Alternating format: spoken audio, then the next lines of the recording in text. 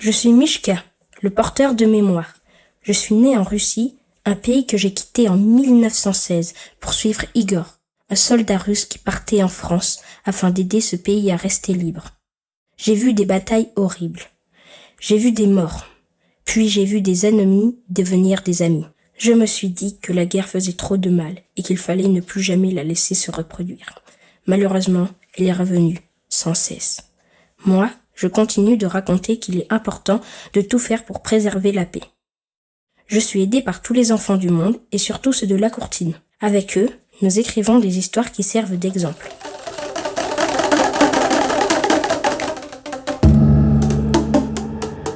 Notre favorite est celle de notre amie la louve de Sibérie. Elle est arrivée au camp de la courtine, on ne sait pas quand ni comment. C'était une nuit de pleine lune. Le sol du camp était aussi gris que le ciel sans étoiles. Plus un arbre, plus un brin d'herbe, plus un cours d'eau. Tout n'était que silence et désolation. Seule une louve affamée errait à la recherche d'un peu de nourriture pour survivre. Elle avançait, de plus en plus inquiète. Ce qui l'angoissait était l'absence de village, d'hommes et de femmes. Où étaient-ils partis? Que s'était-il passé? Soudain, elle entendit un bruit étrange. Elle vit alors un homme tigre, immense, puissant, qui avalait tout sur son passage. Les arbres et les feuilles, les herbes et les fleurs, les sources et les rivières.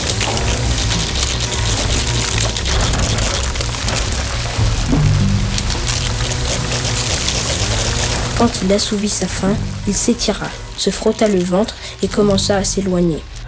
Aussitôt, louve le suivit à distance. Il la mena à un village abandonné.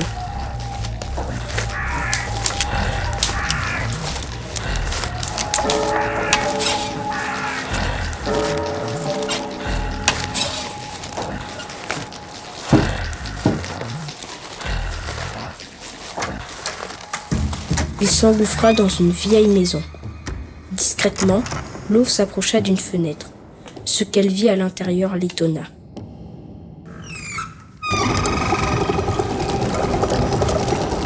C'était un grand laboratoire ultra-moderne, avec des fioles en verre dans lesquelles des liquides colorés suivaient un grand circuit bouillonnant.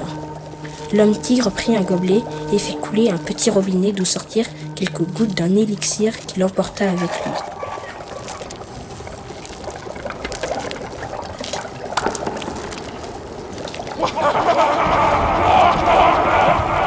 La sève des arbres et des plantes me rend toujours plus fort et plus puissant. Mais grâce à cette potion magique, j'aurai tout ce que je veux.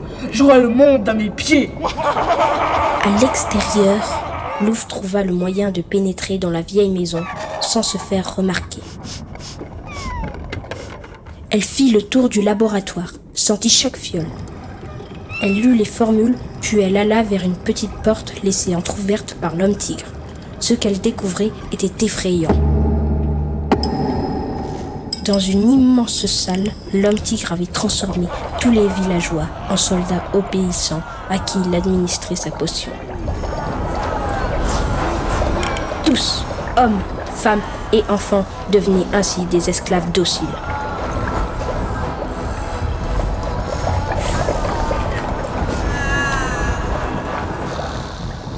Louve devait absolument trouver un moyen de les délivrer. Elle retourna dans le laboratoire, mais au moment d'en franchir la sortie,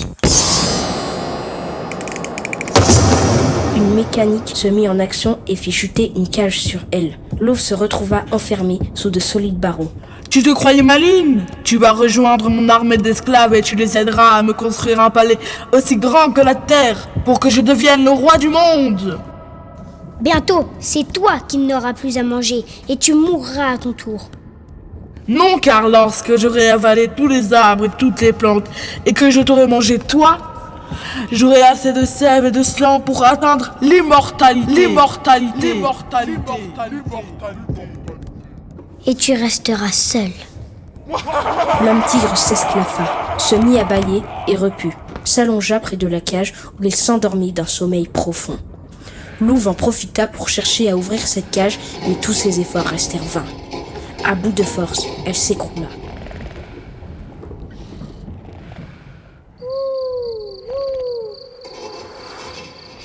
Dans la nuit, des petits grattements et des bruissements d'ailes se firent entendre.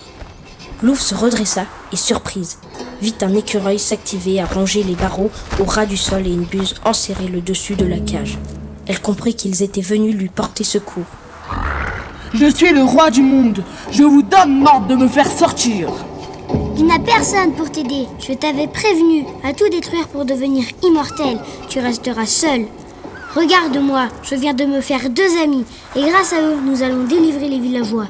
Rapide comme l'éclair, l'écureuil fit des va-et-vient autour des fioles. Il les envoya voler en l'air. La buse les rattrapait pour les changer de place. C'était un vrai balai.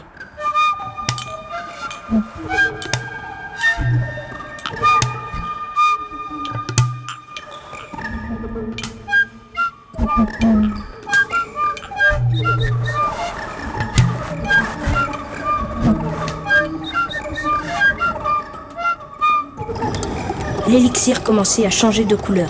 Ils étaient en train d'inverser la formule. Avec cette nouvelle potion, ils allaient libérer les villageois. Louve était vraiment fière de ses nouveaux amis. Elle les remercia, mais la tâche était encore loin d'être achevée. À présent, il va falloir planter des arbres, semer, faire pousser des plantes, faire jaillir des sources pour que nous retrouvions notre vie d'avant. Et que les hommes bâtissent à nouveau, afin que tous puissent revivre en harmonie.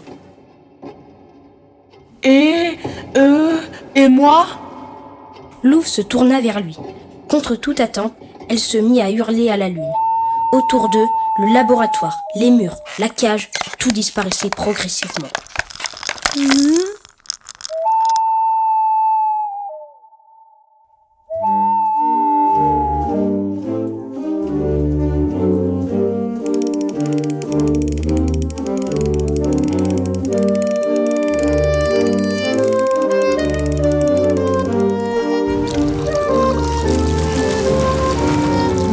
La buse et l'écureuil se retrouvèrent dans une clairière où commençaient à pousser de jeunes arbres. Le soleil brillait.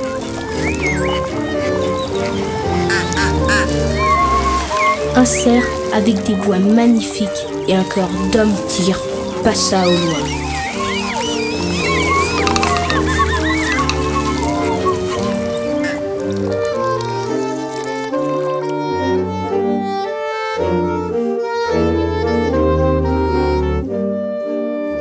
Elio, Thomas, Timéo, Laura, Jules,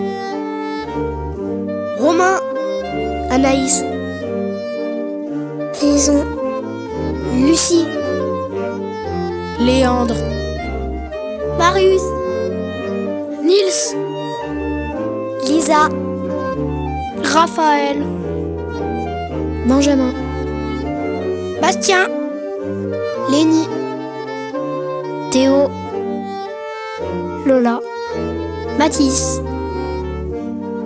Erwan, Léa, Cléa, Manon, Evan, Lila, Rachel, Loévan,